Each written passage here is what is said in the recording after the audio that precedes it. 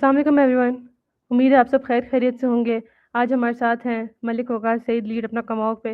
और आज हम एक ऐसा टॉपिक डिस्कस करेंगे जो बहुत ज़्यादा कॉमन है, लेकिन उसके बारे में लोग ज़्यादा बात नहीं करते हैं।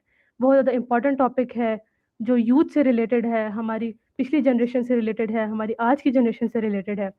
तो हम लोग आज बेसिकली जिस चीज़ से बात करना चाह रहे हैं वो है कि क्या आज की यूथ पहले से ज़्यादा स्ट्रगल कर रही है, या फिर जो पिछली यूथ के जो हम पिछली यूथ अगर हम बात करें जो पिछली जनरेशन्स थी, क्या उनकी स्ट्रगल्स हमसे ज़्यादा थी, या उन स्ट्रगल्स की नेचर चेंज थी, या फिर आज का जो यूथ का बच्चा है हमारे पास वो कैसे स्ट्रगल कर रहा है, आया वो स्ट्रगल्स पिछली जनरेशन से मैच करती हैं या नहीं। तो हम इसके ऊपर आज थोड़ी सी बातचीत करेंगे। तो चलिए बिस्मिल्लाह करते हैं। तो हमारी आज की पहली सेगमेंट जो है वो है कि पहले की जनरेशन की क्या स्ट्रगल थी। ठीक है, हम लोग सबसे पहले देखते हैं कि जब हम अपने पेरेंट्स और ग्रैंड पेरेंट्स की जनरेशन की बात करते हैं ना, तो वो ज़ाहिर है हमसे पहले की एक जनरेशन है। उनकी स्ट्रगल्स और हमारी स्ट्रगल्स में डिफरेंस है। ऐसा नहीं है कि उन्होंने हमसे ज़्यादा स्ट्रगल किया है या हमने उनसे कम स्ट्रगल किया है। हम अक्सर आप लोग सुनते होंगे, आप लोग के पेरेंट्स आप लोग को बोलते होंगे, हमारे पेरेंट्स हमें बोलते हैं कि हम लोगों ने जो है ज़्यादा स्ट्रगल की है क्योंकि हमारे ज़माने में फैसिलिटीज़ नहीं हुआ करती थी। आज आप लोग के पास स्कूल्स की फैसिलिटीज़ है, एजुकेशन की फैसिलिटीज़ हैं, तो उस टाइम हमारे पास नहीं हुआ करती थी। तो मुश्किलात जो है वो बेसिकली जो है चैलेंजेस जिनकी हम बात करें, ऐसा नहीं है कि चैलेंजेस किसी एक सिचुएशन में थी और एक जनरेशन में थी, एक जनरेशन में नहीं है। चैलेंजेस हर जनरेशन ने फेस किए हैं, लेकिन डिफरेंस है कि नेचर बदल गई है। अगर हम बात करें फाइनेंशियल प्रॉब्लम्स की, तो आज उतने फाइनेंशियल प्रॉब्लम्स नहीं है जितने पहले हुआ करते थे, क्योंकि पॉवर्टी रेट अगर मैं आप लोगों को बताऊं तो पाकिस्तान की अगर बात की जाए तो 37-38% था 1990s के आसपास, और अगर आज देखा जाए तो वो माशाल्लाह 29 तक आ गया, 37 समथिंग से। वो भी क्या नाम है 21 तक चला गया था, बट फिर टू कोविड-19 के बाद जब इकोनॉमिकल क्राइसिस आए तो फिर वो काफ़ी बदल गया। और फिर मतलब बहुत सारी, अगर हम अपनी पहली सेगमेंट की बात करें कि हमारे से जो पहली जनरेशन थी उनके क्या मसले मसाइल थे, क्या चैलेंजेस थे, तो उसमें बहुत सारे आ जाते हैं। फाइनेंशियल चैलेंजेस थे, लिमिटेड एजुकेशन अपॉर्चुनिटीज़ थी। यूनिवर्सिटीज़ जितनी हैं आज, उस मतलब पिछले के मुकाबले में इतनी यूनिवर्सिटीज़ नहीं थी हमारे पास, और प्राइवेट यूनिवर्सिटीज़ का तो कॉन्सेप्ट ही नहीं था। इंटरनेट का इशू था बहुत ज़्यादा, इंटरनेट हमारे पास उनके पास जो नहीं होता था। अगर देखा जाए तो ग्लोबल एक्सेस जो थी इंटरनेट की हमारे पेरेंट्स की जनरेशन के टाइम पे, तो वो 1% थी, और अभी 68% हो गया। तो आप कि उनके पास इंटरनेट से कमाने की अपॉर्चुनिटीज़ कितनी कम थी बनस्बत आज के। तो ऐसा नहीं है कि उन्होंने चैलेंजेस नहीं देखे, उन्होंने भी बहुत से चैलेंजेस देखे, बट हम आज की यूथ को कंपेयर करें पिछली जनरेशन से कि क्या आज का जो बच्चा है या आज की जो यूथ है वो पहले से ज़्यादा स्ट्रगल कर रही है, या उस स्ट्रगल की नेचर बदल गई है। डिफरेंट इसमें हमारे पास पार्ट्स आ जाते हैं। तो अगर सर, अगर मैं आपसे बात करूं, आपसे मैं पूछूं कि अगर आप होते 1990s में, 1980s में, तो सबसे ज़्यादा डिफिकल्ट चीज़ आपके लिए क्या होती? हाँ, ये बड़ा एक इम्पोर्टेंट सवाल है। और जैसे कि आपने कहा कि यूथ का स्ट्रगल करना और अर्लियर जनरेशन्स का कहना कि नहीं हमारे टाइम पे ज़्यादा चैलेंज होते थे, हमारे टाइम पे सब बड़ी मुश्किलात होती थी, और आपका ये कहना कि बिल्कुल ठीक है कि हर जनरेशन में जो इवन कि आपने जो मुझसे सवाल पूछा कि मेरे टाइम पे लाइक अगर मैं 90s की बात करूं तो वैसे तो 1993 की मेरी एक बर्थ ईयर है मेरा, लेकिन ऑब्वियसली अगर मैं उस एक जनरेशन की बात करूं जिसको मैंने बड़ा क्लोजली ऑब्जर्व भी किया है, तो उनके चैलेंजेस भी थे और आज की यूथ के चैलेंजेस भी हैं, लेकिन अगेन वही बात आपकी कि नेचर उनकी चेंज हो चुकी है। तो हमारे टाइम पे जो सबसे बड़ा चैलेंज था वो ये था कि हम अवेयर नहीं थे उतने ज्यादा, क्योंकि दुनिया इतनी ज्यादा इंटरकनेक्टेड नहीं थी, इतनी ज्यादा सोशल नहीं थी, और जो हमारा सोशल फैब्रिक था वो बहुत ज्यादा लाइक आपस में कनेक्टेड था, नॉट दूसरी सोसाइटीज के साथ, या उसका एक बहुत ज्यादा एक्सपोजर दूर दराज के इलाकों, दूर दराज के लोगों के साथ नहीं था। आज तो हम एक ग्लोबल विलेज का जो कॉन्सेप्ट शायद हम किताबों में पढ़ते थे, वो उसकी डेफिनेशन आज हमें समझ में आती है। तो हमारे टाइम पे जो सबसे बड़ा प्रॉब्लम था वो इनएक्सेसिबिलिटी ऑफ इंफॉर्मेशन था। लाइक हमें लगता था कि जिस दुनिया में हम रह रहे हैं, जिस कल्चर में हम रह रहे हैं, दुनिया ऐसे ही है। बट मैं अगर अपनी बात करूं कि मैं जब जिस गांव में मैं पला बड़ा, मैंने जहाँ पे मैट्रिकुलेशन किया, तो मैट्रिकुलेशन करने के बाद जब मैं सिटी में आया, रावलपिंडी में मैं शिफ्ट हुआ, तो मुझे वहां से पता चला कि अच्छा दुनिया भी कुछ चीज है, दुनिया में और भी बहुत सारे मामलात हैं और बहुत सारे लोग हैं और बहुत सारे माइंडसेट्स हैं। तो मैं समझता हूँ कि मेरे टाइम पे जो सबसे इम्पोर्टेंट चीज जो थी वो ये इनएक्सेसिबिलिटी या अनअवेयरनेस थी। और दूसरी चीज एक और आपने बात की पॉवर्टी रेट की। आपको पता है, आपने तो कहा ना कि 90s में 37-38% पॉवर्टी रेट था और पाकिस्तान में इस टाइम 30% के करीब करीब है। आपको पता है कि ये 30% ये लोग जो कम भी हुए हैं, लेट्स से 30% है, तो आपको पता है पाकिस्तान के कानून के मुताबिक, आइन के मुताबिक, कॉन्स्टिट्यूशन के मुताबिक, who what is the definition of being poor? गरीब की जो डेफिनेशन है, वो आपको सर पता है कितने उसके जी सर, कितने मतलब पैसे अगर हैं एक उसके बंदे पास? के पास 8,000 रुपीज हो तो फिर वो गरीब नहीं है। ऐसे ही है। तो आपके 30% लोगों के पास 7,500 रुपए, 8,000 रुपए भी नहीं ऐसे है। ही है। तो ये एक चीज है। ये तो again, to answer your question, it is the inaccessibility of the information. ये मैं समझता हूँ कि मेरे माइंडसेट के हिसाब से, मेरी पर्सनालिटी के हिसाब से उस टाइम पे मेरा सबसे बड़ा ये चैलेंज था। तो सर ऐसा है ना कि हम लोग कह सकते हैं कि चैलेंजेस हर जनरेशन में रहे हैं, ऐसा नहीं है कि कोई एक जो जनरेशन है वो ज़्यादा ऐसे ही है। चैलेंज्ड है, ऐसी ऐसी कोई बात नहीं है, लेकिन नेचर बदल गई है। हाँ, पहले हम असल में ना आपके पास हमारी जो जनरेशन है ना, जो लाइक ओल्डर जनरेशन हैं या हमारे जो पेरेंट्स हैं, वो जस्टिफाई करते हैं हमारे यंग बच्चों की स्ट्रगल को और उसको निगेट करते हैं, उसका एक एक्सक्यूज बनाते हैं अपनी स्ट्रगल्स को। हम समझते हैं कि देखो मैंने इतना कुछ किया, मैंने यही कुछ सहा, मैं इतना ट्रैवल करके जाता था। अक्सर हम लतीफा भी बनाते हैं कि हमारे पेरेंट्स दरियाओं को अबूर करके जा रहे हैं, कितने सनलाख ज़्यादा पहाड़ चट्टानों के ऊपर से ट्रैवल करते हुए जा रहे हैं। हमने एक स्टिग्मा अटैच कर दिया, कि एक स्टीरियोटाइप बना दिया एक चीज को, कि नहीं देखो हमने इतना कुछ किया तो तुम जरा सी तुम्हें मुश्किल आ रही है और तुम परेशान हो रहे हो। तो बेसिकली हम उस बच्चे को वल्नरेबल होने की अपॉर्चुनिटी उसके अपनों के सामने, जहाँ उसको सेफ स्पेस फील हो रही थी, वो दे ही नहीं रहे। तो ये एक सबसे बड़ा मसला है कि हम समझते हैं कि शायद हमारी स्ट्रगल सबसे ज्यादा थी, इसलिए बच्चे को थोड़ा सा हुआ है तो ये परेशान हो गया। तो ये प्रॉब्लम है। हम उसे मुझे कहते नहीं है कि कोई बात नहीं बच्चे, कोई बात नहीं, थोड़ा सा it's okay to cry, it's okay to feel low, it's okay to rest a little bit. तो हम ये उसको नहीं देते। हम उसे कहते हैं नहीं, जब तक तुम लाइक तुम्हें लड़ना है, झगड़ना है और तुम्हें खड़े रहना है, और वो अगर थोड़ी देर थक के बैठना चाह रहा है तो हम उसको अपॉर्चुनिटी नहीं देते। सर वो जनरेशनल गैप की वजह से हो जाता है ना कि हर जनरेशन में सिचुएशंस डिफरेंट होती हैं, एक्सपेक्टेशंस डिफरेंट होती हैं, तो फिर वो जब हम्म। ऐसे नेविगेट करते हैं तो फिर मसले मसाइल होते हैं। तो सर अगर दूसरी बात अगर हम करें, सेगमेंट 2 की बात करें कि आज की यूथ की स्ट्रगल बेसिकली है क्या? प्रेशर क्या है उनके ऊपर जिसको वो स्ट्रगल का नाम देते हैं? तो अगर हम देखा जाए तो हमारे पास सबसे पहले सोशल मीडिया कंपैरिज़न आता है, ठीक है? अब हम्म। सोशल मीडिया जैसे मैंने आपको बताया कि एक्सेस जो है सोशल मीडिया की अब बहुत ज़्यादा है ग्लोबली, 68% जो है ग्लोबली लोग इसको इस्तेमाल कर रहे हैं। तो सोशल मीडिया कंपैरिज़न जो है ना, ये सबसे ज़्यादा अफ़ेक्ट करता है इंसान की सेल्फ एस्टीम को। उसकी वो अपने आप को कैसे देखता है, वो अपने आप को कैसे परसीव करता है, वो उसको बहुत ज़्यादा क्या नाम है, मैटर करती है ये चीज़। तो अब सोशल मीडिया हम्म। कंपैरिज़न में अगर हम बात करें मेल्स और फीमेल्स की, दोनों में कंपैरिज़न है, ऐसा नहीं कि एक में कम है, एक में ज़्यादा है। सही। तो अगर हम फीमेल्स की बात करें सोशल मीडिया कंपैरिज़न में, तो वो मतलब जाती हैं लाइफ़स्टाइल की तरफ, अपीयरेंसेस की तरफ। वो भी करती हैं, क्या करती हैं, कंपेयर करती हैं उन लोगों से जो सक्सेसफुल हैं ज़्यादा, अपने आप से उनको कंपेयर हम्म। करती हैं। और अगर मेल्स की बात की जाए, वो भी कंपैरिज़न करते हैं, लेकिन किसमें? सक्सेस के अंदर, फिटनेस के अंदर, करियर के अंदर, इन सारी चीज़ों के अंदर कंपैरिज़न वहाँ भी है। तो अ, बिल्कुल। आप मतलब आप क्या कहते हैं इस बारे में कि सोशल मीडिया जो कंपैरिज़न है, इसने सोशल मीडिया ने हमारी लाइफ़ में आके इसको आसान बनाया है या फिर इसको मुश्किल बना दिया है?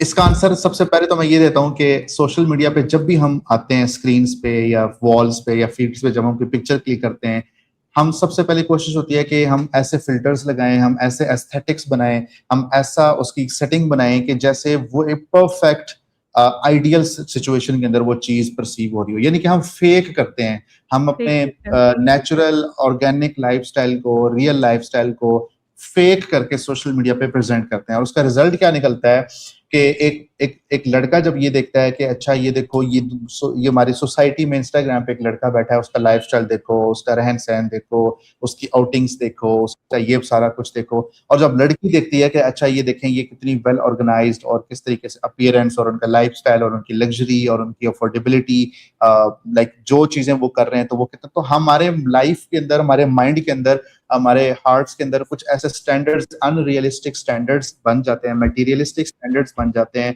कि शायद एक बंदे को लाइक एक अगर हस्बैंड है तो उसको शायद अपनी वाइफ अच्छी नहीं लगती, एक वाइफ है शायद उसको अपना हस्बैंड अच्छा नहीं लगता, बच्चे हैं तो उनको शायद अपने पेरेंट्स आइडियल नहीं लगते, पेरेंट्स हैं तो उनको लगता है कि हमारे बच्चे बड़े नाफरमान हैं। तो समझ लें कि हर किसी के स्टैंडर्ड्स करप्ट हो जाते हैं। तो लाइक ये फीमेल्स और मेल्स के अलावा अगर हम रोल्स की बात करें, स्पाउस का, ब्रदर सिस्टर का, सिबलिंग्स, सब स्पाउसेस का, सिबलिंग्स का, पेरेंट्स एंड चाइल्ड का, तो हर तरह के रोल में इस सोशल मीडिया ने जो हमारे स्टैंडर्ड सेट किए ना, तो वो करप्शन हो जाती है। और नतीजा क्या निकलता है? सेंसेशनलिज्म सोशल मीडिया का एक बहुत बड़ा हुक है कि 10 दिनों में ये हो गया, 15 दिनों में उसने अपने घर बना लिया, 30 दिनों में उसने ये काम कर लिया। तो उससे क्या होता है कि हमारे लिमिटिंग बिलीफ्स इतने ज्यादा ब्लो अप हो जाते हैं कि हम समझते हैं कि जैसे मैं कुछ कर ही नहीं सकता, मैं तो बहुत ज्यादा इनकॉम्पिटेंट पर्सन हूँ, मेरे मेरे शायद इतनी काबिलियत सलाहियत है ही नहीं मेरे अंदर कि मैं ये काम कर सकूं। तो उससे इंसान और ज्यादा डिप्रेशन, एंजाइटी और इन चीजों की तरफ चला जाता है। तो ऑब्वियसली कंपैरिजन का जो एक इशू है, ये बहुत एक्सट्रीम इशू है आजकल की यूथ में। बेशक आपने ठीक कहा है। अब जैसे आपने एंजाइटी और डिप्रेशन की बात की है, तो ये भी एक मेजर कॉज है हमारी यूथ की स्ट्रगल का। हर अगर मैं आपसे बताऊं ना, मैं आपको हर 1 लाख में से 12% इससे जो लोग हैं ना वो सफ़र कर रहे हैं। तो बेसिकली बात ये है कि एंजाइटी डिप्रेशन ऐसी कोई चीज़ नहीं है जो कि सिर्फ मेल्स को होगी, सिर्फ फीमेल्स को होगी। ये हर हमारी जनरेशन में हर किसी बंदे को, मतलब अगर कोई ऐसे क्राइसिस से, फाइनेंशियल क्राइसिस से या रिलेशनशिप इश्यूज़ में है, तो ये सारी चीज़ें उनको होती हैं। लेकिन इसमें डिफरेंस बीच में ये चीज़ आ जाती है ना, अगर मैं यूथ की बात करूँ उनको ऐसे डिवाइड करके, कि फीमेल्स में डिप्रेशन, एंजाइटी जो है ना, डायग्नोज होने की रिपोर्ट्स जो हैं वो ज़्यादा है एज़ कम्पेयर टू मेल्स। और आप मतलब बता सकते हैं ऐसा क्यों है? हाँ, वैसे मैं तो थोड़ा सा शायद उल्टी सोच रहा था कि शायद फीमेल्स में इतना ज्यादा ना हो, मेल्स में ज्यादा हो, क्योंकि लोग समझते हैं कि शायद मेल्स जो हैं वो इमोशनली ज्यादा स्ट्रांग होते हैं। तो ये रीजन तो मुझे लाइक मुझे सर ऐसे है सोचना ना, पड़ेगा कि ऐसा क्यों है। सर ऐसे ऐसा नहीं है कि फीमेल ज़्यादा सफ़र करती है, मेल्स कम सफ़र करते हैं। दोनों बिल्कुल एक जितना सफ़र करते हैं। लेकिन जो मैंने आपको बताया ना, जो केसेस है वो रिपोर्ट सिर्फ फीमेल्स के होते हैं, मेल्स के रिपोर्ट ही नहीं होते, क्योंकि वो एक स्टिग्मेटाइज हुए हैं कि भाई मर्द को दर्द नहीं होता, वो मेंटल हेल्थ सीख ही नहीं करते, हम्म, वो इसको एक स्टिग्मा हम्म, समझते हैं। वो कहते हैं कि अगर मैंने बताया सोसाइटी में तो लोग मुझे बोलेंगे नहीं, ये तो मर्द तो रोते नहीं हैं, वो तो मतलब हेल्प लेने की सोचते ही नहीं है मेल्स। इसीलिए मैं आपको हम्म, बताऊं कि सुसाइड रेट जो है वो फीमेल से ज़्यादा मेल्स के अंदर होता है, क्योंकि वो किसी से अपनी बात शेयर ही नहीं करते, वो सब चीज़ें अपने अंदर रखते हैं। इसी तरह मैं आपको बताऊँ ना, 5.4% है ना, ये फीमेल्स करती हैं, लेकिन 12% मेल में सुसाइड वो कर गुजरते हैं। जो फीमेल्स होती हैं वो अपने दिल का गुबार उतार देती हैं, किसी पे गुस्सा निकाल दिया, किसी से बातें कर ली, तो ऐसे मसले मसाइल वो कैथारसिस कर लेती है, अपना दिल का गुबार उतार देती हैं। लेकिन मेल्स जो हैं वो भी सफ़र कर रहे हैं वैसे ही जैसे फीमेल सफ़र कर रही हैं, लेकिन वो किसी को बताते नहीं है, स्टिग्मेटाइज हम्म। है, और क्या नाम है, अवेयरनेस नहीं है इतनी। लेकिन मैं हाँ, ये ये ये प्रॉब्लम है। ये प्रॉब्लम ये है। सोसाइटी का एक बहुत बड़ा प्रॉब्लम है। एक्सपेक्टेशंस असल में वही बात है, स्टैंडर्ड्स और स्टेरियोटाइप्स और एक्सपेक्टेशंस ऐसे सेट कर दी सोसाइटी ने कि नहीं आपने ऐसे ही एक्ट करना है, नहीं आप हेल्प सीक आउट कर ही नहीं सकते। तो जब इस तरह की चीजें होंगी और फिर हमारा सोशल सिस्टम जो है, फैमिली सिस्टम जो है, वो अवेयरनेस है ही नहीं। मैं समझता हूँ, चले हम हमारे पेरेंट्स की बात नहीं भी करते, कि हमारी जेन जी इतनी अवेयर है कि वो जेन अल्फा को, लाइक वो लतीफे के तौर पे एक बात आती है कि क्या बनेगा उस कौम का जिसके बुजुर्ग हम लोग होंगे। ठीक है। बेशक। तो लाइक क्या हमारी उस तरह की ट्रेनिंग या उस तरह की कॉन्शियसनेस या ऐसे लोगों को उनके इमोशंस को नेविगेट करने में हेल्प आउट करना, शायद हम अपनी फ्रेंडशिप्स में भी, अपने दोस्तों में भी रिकग्नाइज नहीं कर पाते कि अच्छा मे बी मैं जिस दोस्त के साथ खाना पीना करता हूँ, आउटिंग करता हूँ, may be he or she is suffering from this problem and I don't know how to help him or her. Like मुझे नहीं पता कि मैं उसको कैसे हेल्प आउट कर सकता हूँ। तो ये भी एक बहुत बड़ा इशू है। बेशक सर, ऐसे ही है। लेकिन अवेयरनेस के बेसिकली जो है ना, अवेयरनेस की कमी है। और अवेयरनेस की कमी आज की यूथ में भी है, लेकिन ये एक और पर्सपेक्टिव अगर देखा जाए, तो हमारी अभी जो जेन जी है, आज की जो यूथ है, उसको पिछली वाली जनरेशन से ज़्यादा अपने मेंटल हेल्थ इश्यूज़ के बारे में पता होता है। लोग आके खुद बताते हैं कि मैं मुझे एंजाइटी हो रही है, मुझे डिप्रेशन हो रहा है, यानी कि उनको पता है वो कैसा फील करते हैं। बस ये है कि अवेयरनेस की थोड़ी कमी है, थोड़ी सी अवेयरनेस हो हमारी यूथ के अंदर, और ये जो मेल्स के साथ स्टिग्मा अटैच है थोड़ा सा कम हो, तो इससे मसले मसाइल जो है वो हल किए जा सकते हैं। और फिर आज के मतलब जो यूथ है उसके ऊपर एक स्ट्रेस हम बोलेंगे इसमें, ये इस चीज़ का भी है कि उनकी करियर अनसर्टेनिटी है। उनको मतलब कांस्टेंट प्रेशर होता है कि हम लोगों ने 25 से पहले सक्सेस हासिल करनी ही करनी है। और फिर उनको सारी चीज़ साथ फिर ये होता है कि एआई की वजह से हमारी जॉब इनसिक्योरिटी आ जाएगी, एजुकेशन जो है वो बहुत एक्सपेंसिव है, मैं मास्टर्स नहीं कर सकूँगा, बहुत एक्सपेंसिव है, महँगाई हो गई है, ये सारी चीज़ें इसमें आ बिल्कुल। जाती हैं। तो आप बताएँ कि करियर अनसर्टेनिटी के बारे में ऐसी क्या बात है जो हमारी यूथ जो है जिसने उसको स्ट्रेस में डाला हुआ है? असल में कैरियर अनसर्टेनिटी का एक सबसे बड़ा मसला ये कि मैं अगर एकेडेमिया और इंडस्ट्री दोनों की बात करूं, क्योंकि हम इन दोनों के साथ उठते बैठते हैं, तो हम देखते हैं कि अगर लेट से पाकिस्तान में 4 से 6% बच्चा सिर्फ पहुंचता है यूनिवर्सिटी लेवल तक, ठीक है। पाकिस्तान में इससे लाइक समझ लें कि 95-94% जो बच्चा है वो ड्रॉप आउट हो जाता है, वो यूनिवर्सिटी तक कभी पहुंच नहीं पाता, ठीक है। तो एक तो ये सबसे बड़ा मसला है कि हमारा 40% बच्चा इस टाइम स्कूलों से बाहर है, हमारा 54% बच्चा कभी प्राइमरी से ऊपर नहीं जा पाता, 5 जमातें भी नहीं पढ़ पाता, हमारा जो 67% बच्चा है वो कभी मैट्रिक से ऊपर नहीं जा पाता, इंटर में भी एडमिशन नहीं ले पाता। फिर हमारा जो वोकेशनल ट्रेनिंग का एक सिस्टम है कि किसी को इलेक्ट्रिशियन बना दो, किसी को प्लम्बर बना दो, किसी को कोई हुनर सिखा दो, किसी को मोबाइल रिपेयरिंग सिखा दो, वो भी नाकाफी है। तो पाकिस्तान में जो नीट पॉपुलेशन है ना, नीट एंड ये वर्ल्ड इकोनॉमिक फोरम का है, not in education employment and training, वो लोग जो ना कुछ पढ़ रहे हैं, ना किसी मुलाजमत कर रहे हैं, ना किसी ट्रेनिंग से वाबस्ता है, नीट, तो वो लोग 40% है। तो 40% हमारी समझ लें ऐसी अवाम है जो कुछ भी नहीं कर रही, लेकिन उनके पास मोबाइल फोन्स हैं, ये सब इंटरनेट का एक्सपोजर है। तो अनसर्टेनिटी तब आती है जब माशरे के अंदर वो देखते हैं कि उनको तालीम नहीं मिली, माशरे के अंदर उनको मकाम नहीं मिला, माशरे के अंदर उनको स्टेटस नहीं मिला, माशरे के अंदर उनको दौलत नहीं मिली, मुलाजमत नहीं मिली, अच्छे रिश्ते नहीं मिले, उनको रिकग्नाइज नहीं किया गया, वो एक अननोन या ऐसे इनविजिबल पीपल बन जाते हैं कि फिर जो अटेंशन सीख करने के लिए वो फिर ऐसे ऐसे काम करते हैं कि जो क्रिमिनल नेग्लिजेंसेस भी एक किस्म की होती हैं। तो अनसर्टेनिटी हमारी यूथ में, फिर इन्फ्लेशन है, फिर हमारे पास अनएम्प्लॉयमेंट का बहुत बड़ा रेट है, फिर हमारी एकेडेमिया के अंदर ये सारे मसले मसाइल हैं, इंडस्ट्री में जॉब नहीं है, इंडस्ट्री में कॉम्पिटेंसी का जो एक क्राइटेरिया है वो एकेडेमिया उसको मीट नहीं कर पा रही। तो फिर जब गवर्नमेंट लेवल पे भी उसको कर्जे नहीं मिलते, गवर्नमेंट लेवल पे उसको सपोर्ट नहीं मिलती, इंक्यूबेशन सेंटर्स नहीं है, हमारा नौजवान फिर फील करता है कि अच्छा मैं क्या करूं, मैं फिर यहाँ से या तो टंकी लगा के बाहर चला जाऊं, या फिर मैं कोई मेहनत मजदूरी शुरू कर दूं, या फिर मैं चोरी चकारी शुरू कर दूं। और जो कॉम्पिटेंट बच्चा होता है वो समझता है कि शायद मैं यहाँ से बाहर निकल के बेटर ब्रेन ड्रेन जिसको हम कहते हैं।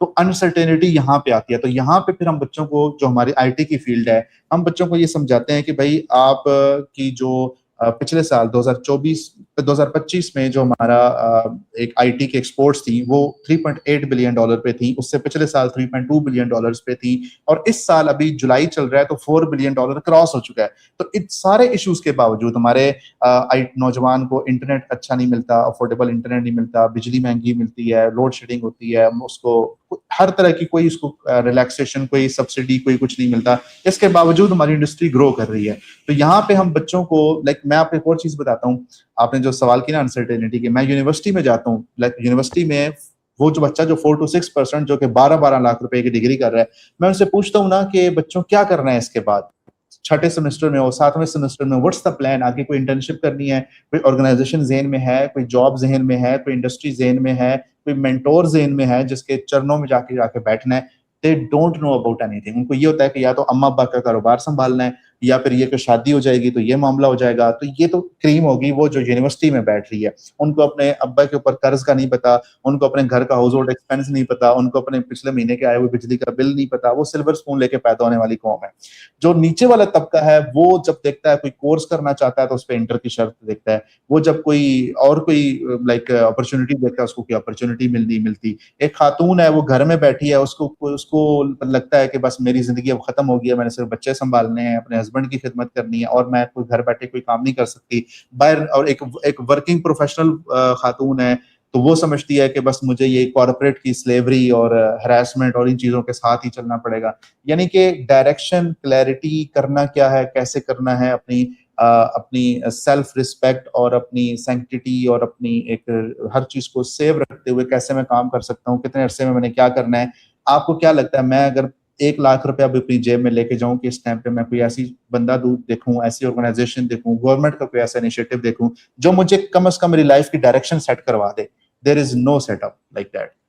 बच्चों के पास इवन के यूनिवर्सिटी में क्या करियर काउंसलिंग होती है? मैंने पढ़ा है, मैंने बड़ी बड़ी यूनिवर्सिटीज में जाकर पढ़ा है, मुझे आज तक नहीं वहां पे नजर आया कि वहां पे डिपार्टमेंट्स जो हैं या कोई ऐसा इदारा हो जो कि बच्चों के पास जा जाके उनको काउंसलिंग करे कि अच्छा बच्चों आपने आगे चल के क्या करना है।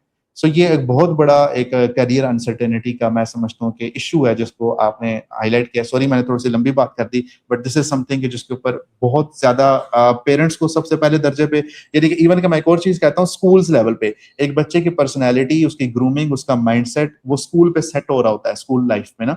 तो वहां पे ये उसकी चीज डिसाइड होनी चाहिए कि अच्छा इस बच्चे की क्रिटिकल थिंकिंग, क्रिएटिव स्किल कौन सी, किस तरफ है, इस बच्चे का पर्सनैलिटी एनालिसिस कैसे करना है कि कल को हमने इस बच्चे को किस डायरेक्शन में लेके जाना है। ये वहां पे साइकोलॉजिकल मैपिंग होनी चाहिए जो कि नहीं होती। बिल्कुल ठीक बात की है आपने। मतलब अगर हम देखें जो कामयाब निज़ाम है, वेस्ट के निज़ाम में, तो वहाँ पर ये स्कूलिंग लेवल से एक बच्चों की काउंसलिंग स्टार्ट हो जाती है। लेकिन हम्म। मतलब मैंने आज तक जितने मतलब स्कूल्स देखे हैं, जिस स्कूल में मैंने खुद पढ़ा है, इवन के कॉलेज में काउंसलर्स नहीं मौजूद होते, ख़ास तौर पे यहाँ पे।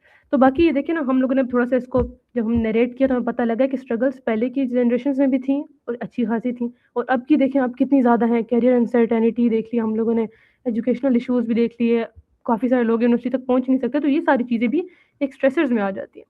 चलिए फिर हम इसके बाद बात करते हैं मेंटल हेल्थ के बारे में। अब फिजिकल हेल्थ का तो हमें पता है, बीमार होते हैं हम लोग डॉक्टर के पास चले जाते हैं, डॉक्टर साहब यहाँ पे दर्द हो रहा है, यहाँ पर दर्द हो रहा है, तो डॉक्टर जी हमें दवाई बता देते हैं। लेकिन मेंटल हेल्थ ऐसी बीमारी है, आपके घर में एक बंदा इस चीज़ से सफ़र कर रहा है लेकिन आपको पता नहीं होता उस बारे में, ठीक है? और ऐसे ही है। फिर इसमें अगर हम लोग बात करें तो ये किस चीज़ से हो रही है? क्या ऐसी चीज़ है जो हमारी मेंटल हेल्थ को ट्रिगर कर रही है? अब आज की यूथ की बात की जाए तो डिजिटल हम बोलेंगे एडिक्शन, डिजिटल एडिक्शन जो है, फ़ोन से अटैच रहना, इन सारी चीज़ों से अटैच रहना, इतने लोगों में होके भी अकेला होना, फिर ओवरथिंकिंग करना, ये सारी चीज़ें जो है हमारी बच्चे की मेंटल हेल्थ को डिस्टर्ब कर रही हैं। तो बिल्कुल इसमें ऐसे ही अगर है। जी, जी। इसमें यह है कि लाइक ओवर थिंकिंग तो बहुत बड़ा एक मसला है ओवर थिंकिंग का। लाइक हमारी यूथ ओवर थिंकिंग क्यों होती है? क्योंकि जब हम समझते हैं कि हमारे अंदर पोटेंशियल बहुत ज्यादा है। लेकिन एक तो वो बच्चा ना जो समझता है कि मैं बहुत ज्यादा कॉम्पिटेंट हूँ, मैं बहुत ज्यादा लाइक शार्प बच्चा हूँ, तो उसके माइंड में आइडियाज का एक स्टॉर्म होता है जिसको वो सेटल डाउन नहीं कर पा रहा था। वो बहुत कुछ करना चाह रहा होता है लेकिन कोई एक चीज के ऊपर वो पिन पॉइंट नहीं हो रहा पा रहा होता, उसको एक एक एक वे फॉरवर्ड नहीं मिल पा रहा होता। वो आज ये सोचता है, कल वो सोचता है, परसों वो सोचता है, और उसको लगता है कि मेरी सलाहियतें इतनी ज्यादा हैं जो कि करंट एनवायरनमेंट में मेरी चैलेंज हो रही हैं और मैं उस तरीके से ग्रो नहीं कर पा रहा, या उसको कोई इश्यूज हैं उसके ऊपर वो किसी हेल्प सीक आउट नहीं कर पा रहा। तो ओवर थिंकिंग फिर वो करता है, फिर वो अपने माइंड ही माइंड में मल्टीपल सिनेरियोज वो चीजें करता है। तो ये एक सबसे बड़ा मसला है। अगेन उसको कोई सपोर्ट नहीं है, उसको कोई बताने वाला नहीं है, उसको अपनी लाइफ की प्लानिंग, अपने इश्यूज के अंदर एस्केप करना है या सरवाइव करना है या उनको रिजॉर्ट करना है, उन इश्यूज को रिजॉल्व करना है, किस तरीके से उन चीजों को करना है, इस वाले से कोई उसको गाइड करने वाला नहीं होता। तो अगेन मतलब ये साइकोलॉजी तो आपका एक मेजर है, तो जो इसमें एक understanding according to the principles of psychology या एक इंसानी फितरत के हिसाब से जो चीजें आप बता सकती हैं, मेरा ख्याल है वो शायद मैं उसका 10% भी नहीं बता सकता। तो इसमें आप बेहतर बता सकती हैं कि हमारे बच्चों का ये जो एक इशू है ओवर थिंकिंग का, ये कैसे रिजॉल्व किया जा सकता है? क्योंकि मैं समझता हूँ कि इंक्लूडिंग मी माई सेल्फ, जितने भी हमारे व्यूअर्स होंगे, लाइक मेजोरिटी लोग इस प्रॉब्लम से सफर कर रहे होते हैं। सर, बिल्कुल ठीक बात की आपने। अब जो ओवरथिंकिंग जो है ना, ये आपके लिए बात, बहुत सारे ऐसे लोग होते हैं जो क्रिएटिव होते हैं, वो भी ओवरथिंकिंग करते हैं। लेकिन मेजर यहाँ पे बात आ जाती है अपने इमोशन को, जिन लोगों को हैंडल करना नहीं आता ना, इमोशनल इंटेलिजेंस नहीं होती जिन लोगों के अंदर। अब ऐसा नहीं है कि लोगों के अंदर होती ही नहीं है, वो उससे अवेयर नहीं होते उससे, तो वो लोग फिर ओवरथिंकिंग करते हैं। हर एक छोटी चीज़ को, हर एक मतलब कोई ये शख्स मेरे बारे में क्या सोचेगा, उसकी इंटेंशन ऐसी ना हो, फिर भी वो सोचने लग जाता है। आपकी वाली बात, ये क्लाउड उसके जो सर में बना हुआ होता है ओवरथिंकिंग करने का। तो ये सारी चीज़ें अब हम बोलते हैं कि इस जनरेशन में क्यों है, क्योंकि हमारे पास ऑप्शंस बहुत ज़्यादा है। हम लोग अगर है उसके अंदर अब डिजिटल वर्ल्ड के अंदर है, हमारे सामने जैसे मैंने आपको बताया, हमारा कंपैरिज़न फिर सिर्फ़ गली मोहल्ले से नहीं, पूरी दुनिया के साथ कंपैरिज़न होता है हमारा, क्योंकि हम लोग ग्लोबल विलेज, हम इंटरनेट पे बैठे हुए हैं। फिर क्या होता है, अगर एकेडमिक्स की बात की जाए तो बर्नआउट्स होते हैं। हर हर फ़ील्ड में फिर ओवरथिंकिंग इंक्लूड हो जाती है। मतलब मैं अगर पढ़ूँगा नहीं सही तो मेरे ग्रेड अच्छी नहीं आएँगे, फिर मुझे स्कॉलरशिप नहीं मिलेगी तो मैं अपने पेरेंट्स की एक्सपेक्टेशन से पूरा कैसे उतरूँगा? ये सारी चीज़ें जो हैं, ओवरथिंकिंग हम कह सकते हैं कि सबसे बड़ा इश्यू है। अब इसको रिज़ॉल्व कैसे किया जा सकता है? अब ऐसा नहीं है कि आप लोग को अगर ओवरथिंकिंग हो रही है, ये एक सोशल प्रॉब्लम है, ठीक है? ऐसा नहीं है इसके लिए कि आप थेरेपीज़ लेना शुरू कर दो किसी से। ये एक होती है काउंसलिंग, ये काउंसलिंग से ये चीज़ ठीक होती है। तो ऐसा होता है कि बहुत अच्छे-अच्छे काउंसलर होते हैं, लाइफ कोचेज़ होते हैं, जो आपको इस चीज़ों के बारे में गाइड करते हैं कि कैसे आपने उस थॉट को स्टॉप करना है जो आपको बेनिफिट नहीं कर रही। ऐसे इंसान के दिमाग में 100 थॉट्स आते हैं, लेकिन उसको इस चीज़ को ड्रेन आउट करना होता है, उसमें उसको कहते हैं छानना होता है कि कौन सी ऐसी थॉट है जो मुझे बेनिफिट कर रही है। मैं सिर्फ वही चीज़ सोचूंगा जो मेरे बेनिफिट में आ रही है। बाकी तो इंसान के दिल में दिमाग में 100 ख्यालात आते हैं, ठीक है। और ये अब हम ऐसा नहीं है कि कोई बंदा किसी सीरियस मेंटल हेल्थ से सफ़र कर रहा हो तो ही वो ओवर थिंकिंग कर रहा हो। ये एक बोलते हैं ना बेसिक ह्यूमन का एक वो है, एक्ट है, परसीव करने का लोगों को, बात करने का लोगों से। तो ये काउंसलिंग के ज़रिए बेहतर किया जा सकता है। अब ऐसे नहीं कि आप किसी इंसान के पास ही जाओ काउंसलिंग के लिए, आप इंटरनेट खोलो, आपके पास इतना मवाद पड़ा है, इतने काउंसलर्स आपके पास यूट्यूब पे बैठे हुए हैं। अगर आप एक लेक्चर भी ओवर थिंकिंग के ऊपर ले लेते हो ना, तो आपको इतनी सारी नई बातें पता लगेंगी जो आपको पहले से नहीं पता होंगी इसके ऊपर। ये बिल्कुल। चीज़ की हम बात कर सकते हैं। इसमें नफीसा, मैं एक वैसे बात आपसे पूछना चाह रहा हूँ, क्योंकि मैं एक टिकटॉक वीडियो देख रहा था, उसमें वो एक इंटरव्यूअर है, वो कुछ लोगों को रोकता है, साइकोलॉजिस्ट होते हैं वो, तो वो उनसे पूछता है कि अच्छा, साइकोलॉजिस्ट और साइकियाट्रिस्ट में क्या फर्क है, ये भी आपने मुझे बताना है। वो बेसिकली जी, साइकियाट्रिस्ट लोगों को रोकता। अच्छा, और वो उनसे पूछता है कि how many patients have you treated in your life span. And उस सारी वीडियो में कोई एक दो बंदे होंगे जो कहेंगे कि जस्ट 1% या जस्ट 2%, और मेजोरिटी होता है कि कोई केस नहीं। तो आप, ये क्या चीज है, इस बारे में आप बता सकती हैं? लाइक जी सर, मैं आपको साइकियाट्रिस्ट वो आपको कौन होता सबसे है, और पहले ये बता लाइक क्या ये वीडियो ठीक थी कि वो उन्होंने जो सवाल पूछा, और अगर वो ठीक थी तो क्या ये, तो इसका मतलब ये है कि अगर वो प्रोफेशनल होके उस चीज को रिजॉल्व नहीं कर पा रहे। अगेन ये सवाल थोड़ा सा चैलेंजिंग है इस controversial पूरी फील्ड के हिसाब से, लेकिन मेरे माइंड में एक चीज वो स्टक थी, लाइक जब से मैंने वो रील देखी है। तो सर सबसे पहले डिफरेंस जो है ना साइकोलॉजिस्ट में और साइकियाट्रिस्ट में, वो ये है कि साइकोलॉजिस्ट जो है वो थेरेपीज प्रोवाइड करते हैं। हम लोग बात करके अगलों के मसले मसाइल हल करते हैं। तो और हम लोग मेडिकेशंस नहीं दे सकते, क्योंकि अब ऐसे होते हैं मेंटल हेल्थ के कुछ इश्यूज होते हैं जो सिर्फ पहले इश्यूज होते हैं, जो कि साइकोलॉजिस्ट जो होता है उसको सॉल्व कर लेता है। लेकिन जब वो इश्यूज से डिसऑर्डर बन जाते हैं तो फिर उसको साइकियाट्रिस्ट ट्रीट करते हैं, यानी कि मेडिकेशन देना, एंटी एंजाइटी की मेडिकेशन देना, एंटी डिप्रेसेंट्स देना, साइकोसिस की मेडिसिन देना, ये सारे काम जो होते हैं साइकियाट्रिस्ट के होते हैं।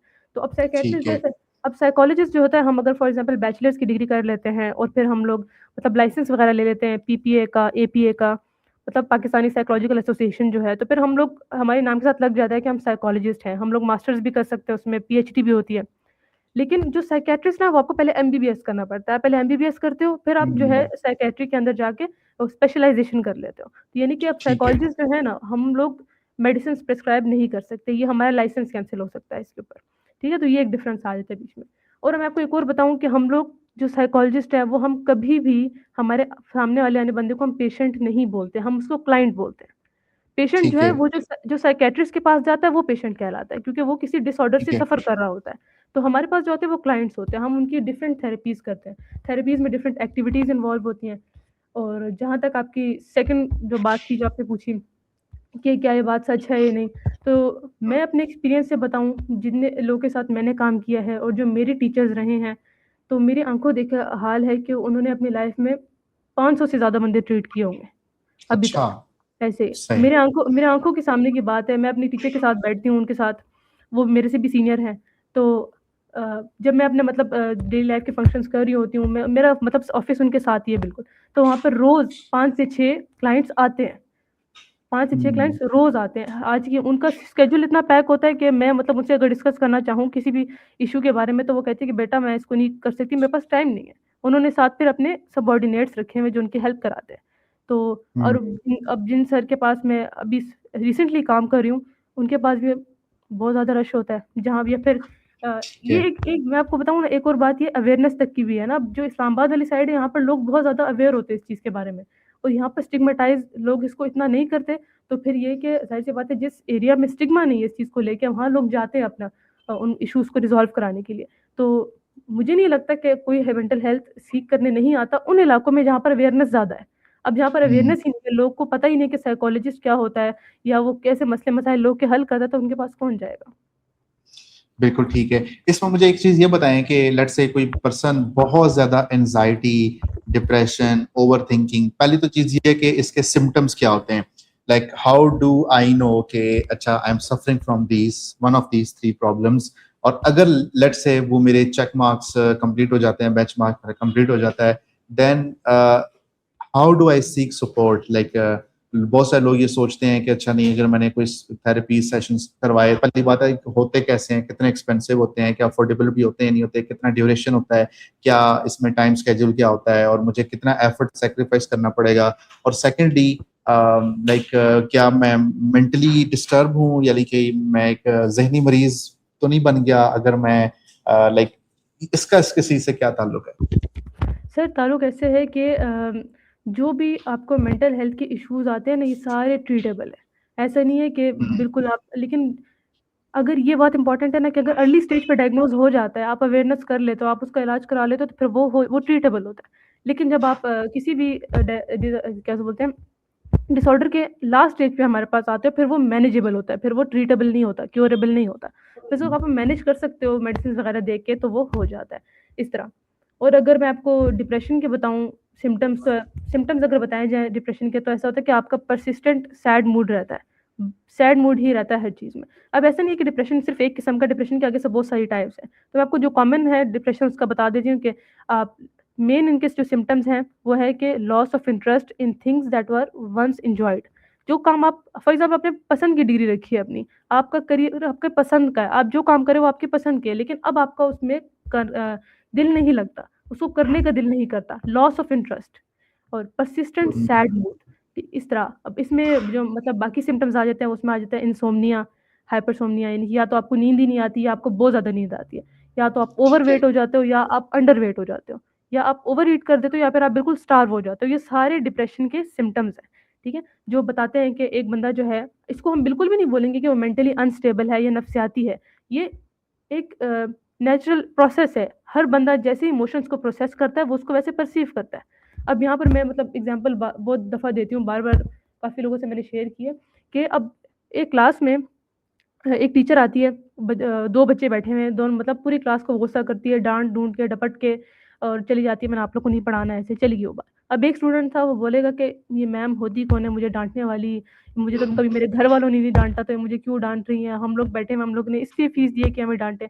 वो क्या करेगा, वो उसको एग्जैजरेट करेगा करेगा, उसका क्या हो जाएगा, बीबी शूट कर जाएगा, हार्ट बीट तेज हो जाएगी, उसको एंजाइटी होने लग जाएगी, उसका सांस फूल जाएगा, ये सब हो जाएगा। दूसरी तरफ एक बंदा बैठा बोलेगा, खैर यार मैम, घर में लड़के आई होंगी किसी से, तो उनके आज हस्बैंड ने उनसे सही से बात नहीं की होगी, तो मेरा क्या है, आज मूड खराब है, कल ठीक हो जाएगा। तो क्या हुआ, उस बंदे को कोई मसले मसाइल नहीं पैदा हुए।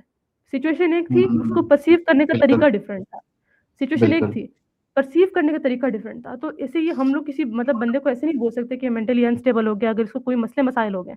ये नेचुरल है, हर बंदे का सिचुएशन को परसीव करने का इंडिविजुअल डिफरेंसेस की वजह से मेथड और होता है, इस वजह से सही। ये चीज़ होती है। और बाकी तो एंग्जायटी भी इस तरह है। एंग्जायटी के सिम्पटम्स जो हैं वो काफ़ी ज़्यादा हार्ट अटैक से मतलब रिज़ेम्बल करते हैं।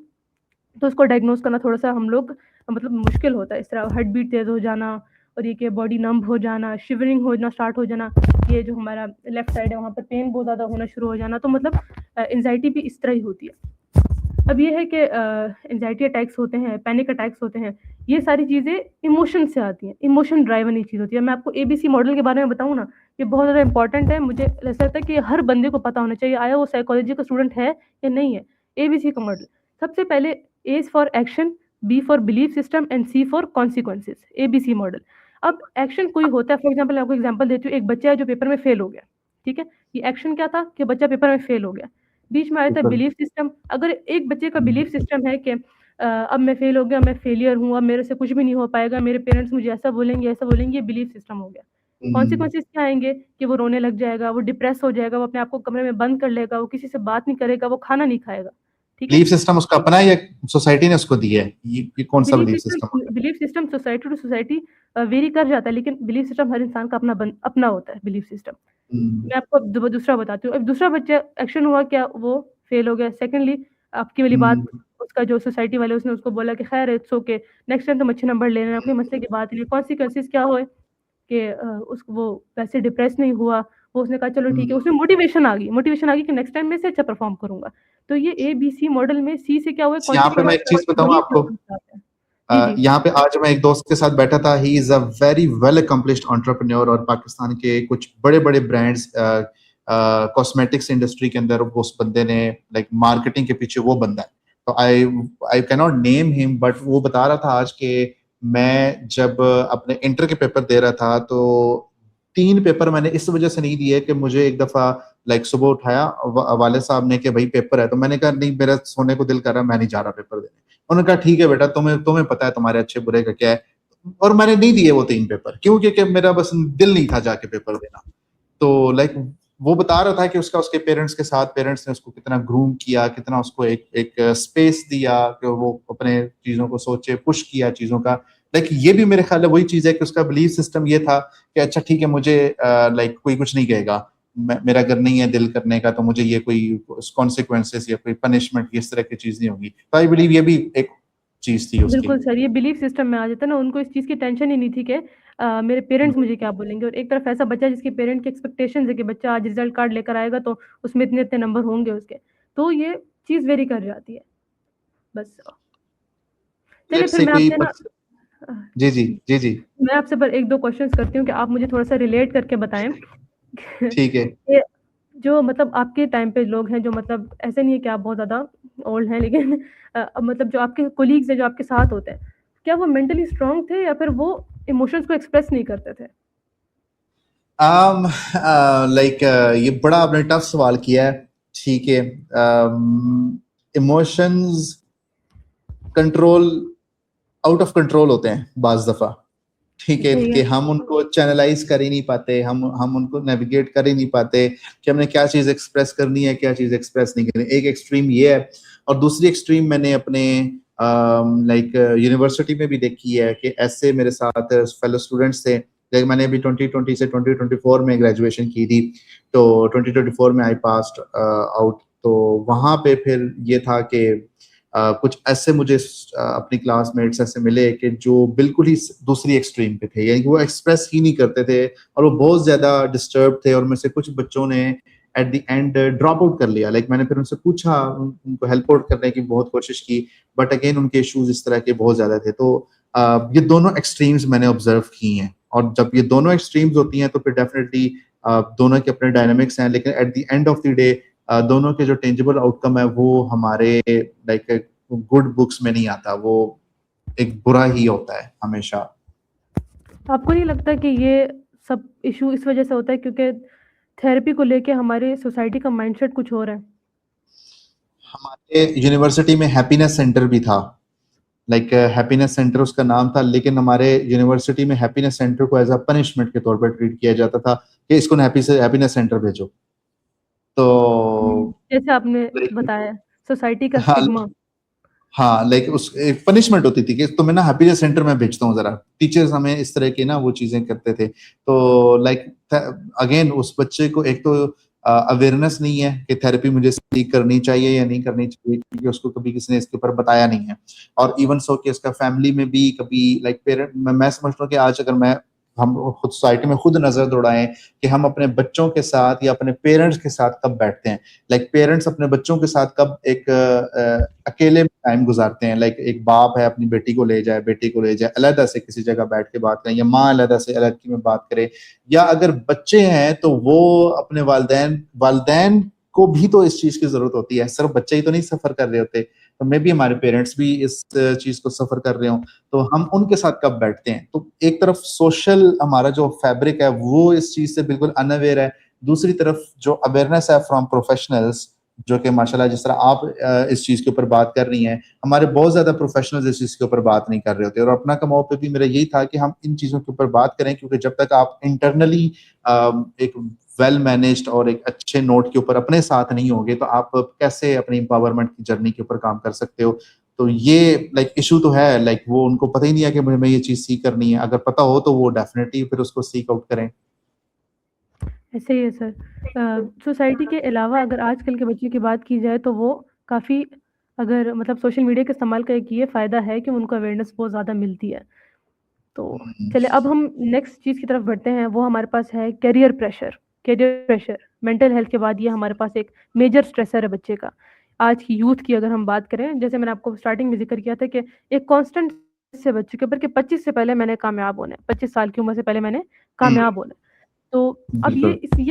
ये चीज़ पैदा क्या कर रही है, ये स्ट्रेसर पैदा किस कौन कर रहा है? अब हमारे पास जो मल्टीपल इनकम स्ट्रीम्स जो हैं वो इसका पैदा कर रही है। हर अब कोई शख्स है उसको पता है कि अच्छा गवर्नमेंट जॉब्स भी हैं, प्राइवेट सेक्टर्स में जॉब्स भी हैं, ऑनलाइन जॉब्स भी हैं, लेकिन मैं कौन सी जॉब करूँ, मेरे लिए कौन सी सूटेबल है, मैं जिसमें जाऊँ, मेरी किस्मत ही ख़राब है, मैं किसी जॉब में अप्लाई करता हूँ मुझे मिलती नहीं है जॉब, इस किस्म के।